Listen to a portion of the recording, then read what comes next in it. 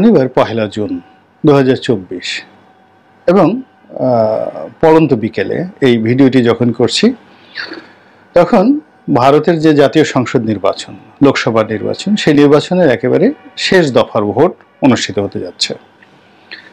এই ভোট যখন প্রথম দফা শুরু হয়েছিল তার আগে আগে নরেন্দ্র মোদী সাহেব এবং তার দলের যে উল্লম্ফন সেটা ছিল দেখার মতো।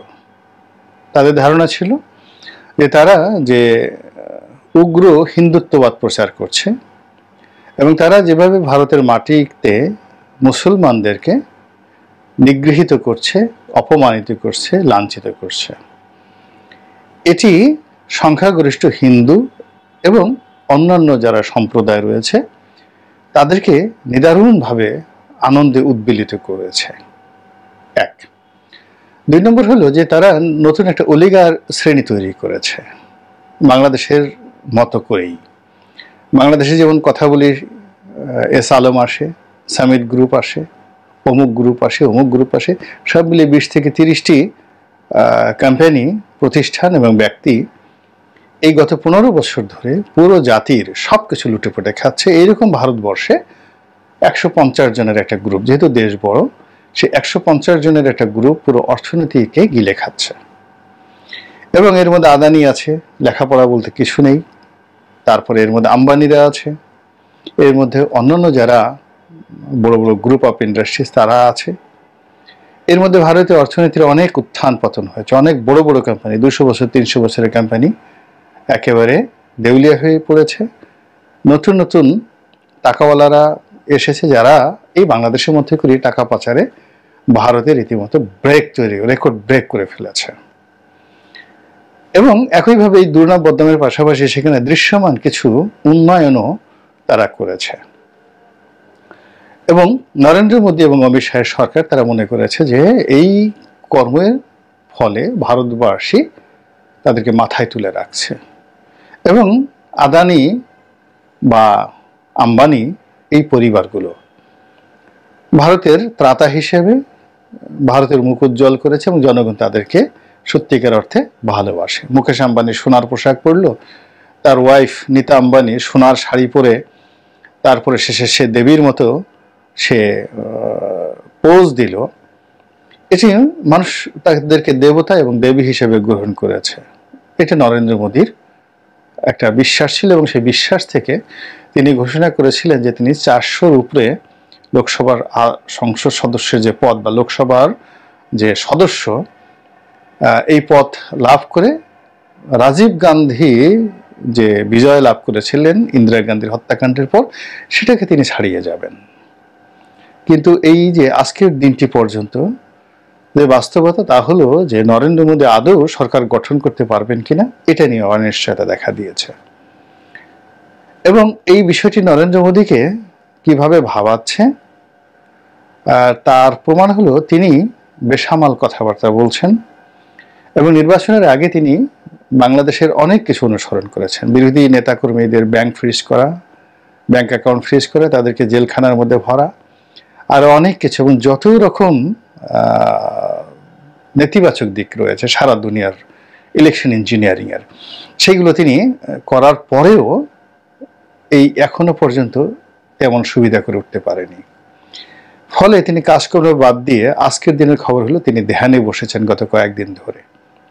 এবং তিনি দীর্ঘদিন যাবতীয় নিজেকে দেবতা হিসেবে প্রতিষ্ঠা করার চেষ্টা করছেন, অলৌকিক মহামানব হিসেবে উগ্র হিন্দুদের মধ্যে তিনি প্রচার করার চেষ্টা করছেন। রাম মন্দির প্রতিষ্ঠা থেকে শুরু করে আরো অনেক বিষয়ে তিনি নিজেকে সুপারম্যান, ঋষি মুনি অথবা আরো অনেক কিছু তিনি করার চেষ্টা করেছেন। তিনি সেই আমাজনের জঙ্গলের মধ্যে গিয়ে তিনি সেই বিশ্ববিজয়ী যে জঙ্গলের সেই ভদ্রকের নাম আপনারা দেখবেন যে বিভিন্ন ন্যাশনাল জিওগ্রাফিক চ্যানেলে এই ভদ্রলোককে দেখা যায়, তার সঙ্গে সেই জঙ্গলের জীবনযাপন করার চেষ্টা করেছেন। তিনি কখনো পাইলট সেজে যুদ্ধ বিমানে করে আকাশে উড়ার চেষ্টা করেছেন, তিনি কখনো ডুবুরি সেজে তিনি সমুদ্রের একেবারে গভীরে গিয়ে তিনি সেখানে পুজো করার চেষ্টা করেছেন এবং সেখানে তিনি ধ্যানে বসার চেষ্টা করেছেন। তো এই কাজগুলো আসলে স্বাভাবিক নয়। মানুষকে ধোঁকা দেওয়ার এবং মানুষকে বোকা বানানোর প্রচেষ্টা, এবং এই কাজগুলো তখনই করে যখন তার কর্মের উপরে আস্থা থাকে না, যেগুলো দৃশ্যমান মানুষের কল্যাণের জন্য তিনি যে কাজকর্মগুলো করবেন বা তার করা উচিত সেই কাজের প্রতি তার কোনো আস্থা থাকে না।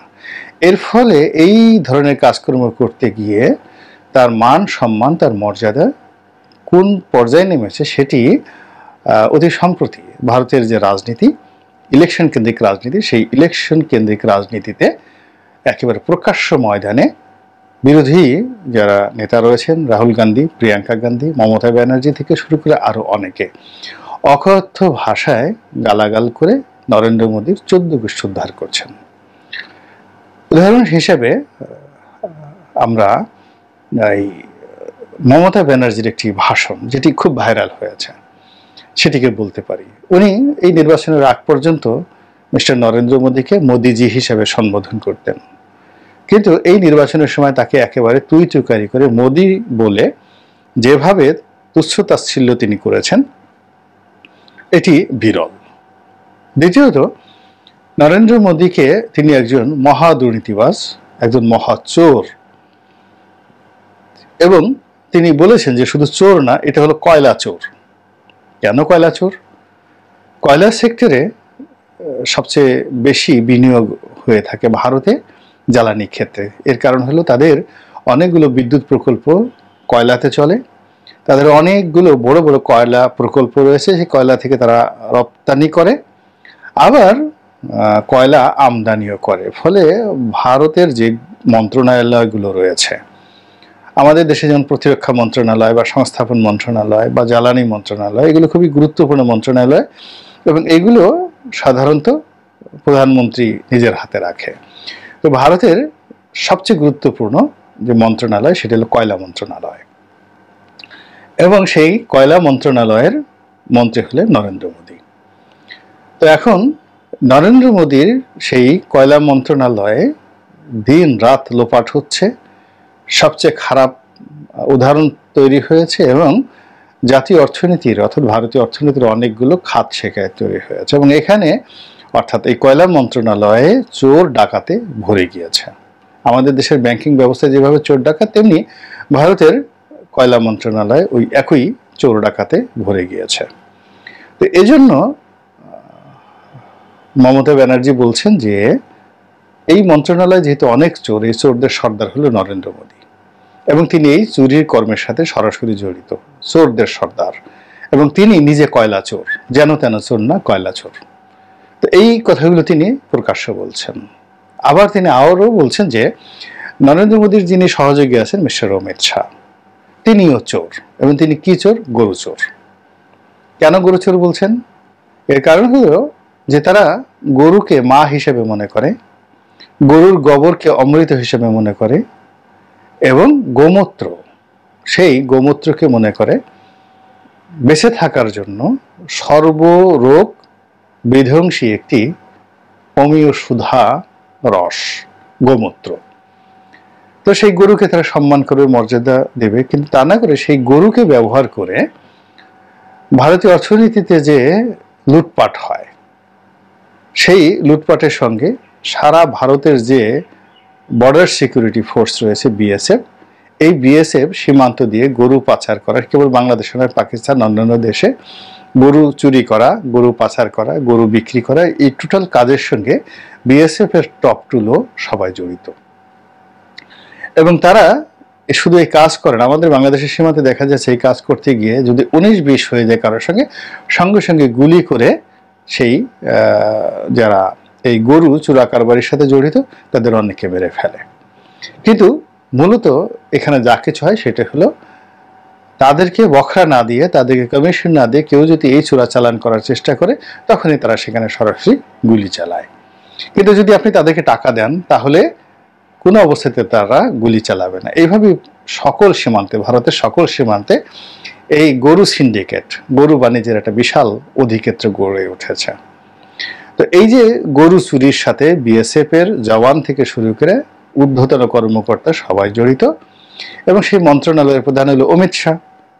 এই জন্য মমতা ব্যানার্জির অভিযোগ হলো যে অমিত শাহ গরুচোর, এবং সেইভাবে তাকে দায়ী করা হচ্ছে।